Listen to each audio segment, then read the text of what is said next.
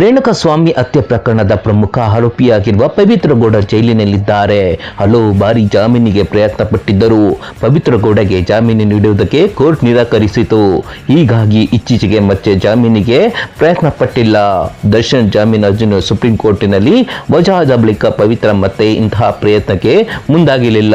Hello friends, welcome back to C Kannada YouTube channel. ಎಲ್ಲರಿಗೂ ನಮಸ್ಕಾರ, ಎಲ್ಲರೂ ಸುಸ್ವಾಗತ. ಬೆಂಗಳೂರಿನ ಪರಪ್ಪನ ಅಗ್ರಹಾರ ಕೇಂದ್ರ ಕಾರಕೋರದಲ್ಲಿರುವ ನಟ ದರ್ಶನ್ ಹಾಗೂ ಪವಿತ್ರ ಗೌಡದ ಬಗ್ಗೆ ದಿನಕ್ಕೊಂದು ಸುದ್ದಿ ಹೊರಬರುತ್ತಿದೆ. ಕಳೆದ ಕೆಲವು ದಿನಗಳಿಂದ ದರ್ಶನ್ ಸೈಲೆಂಟ್ ಆಗಿದ್ರು. ಇನ್ನೊಂದು ಕಡೆ ಪವಿತ್ರ ಗೌಡ ಕೂಡ ಅದೇ ರೀತಿ ಮೌನವಾಗಿದ್ದರು.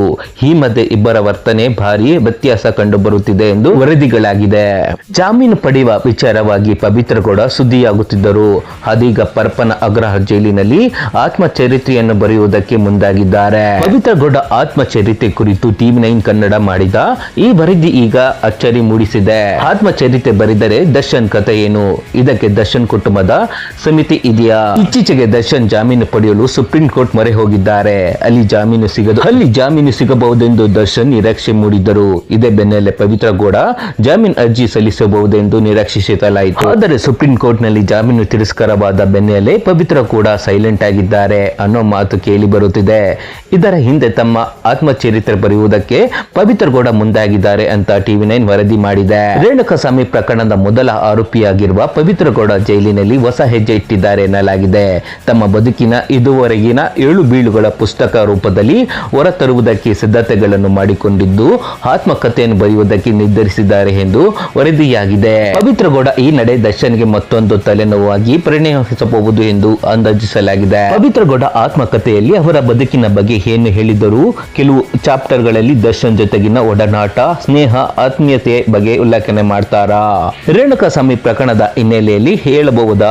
ತಮ್ಮ ಮೇಲಿನ ಆರೋಪಗಳಿಗೆ ಆತ್ಮಕಥೆಯಲ್ಲಿ ಕ್ಲಾರಿಟಿ ಕೊಡಬಹುದಾ ಅನ್ನೋ ಪ್ರಶ್ನೆಗಳು ಹುಟ್ಟಿಕೊಂಡಿವೆ.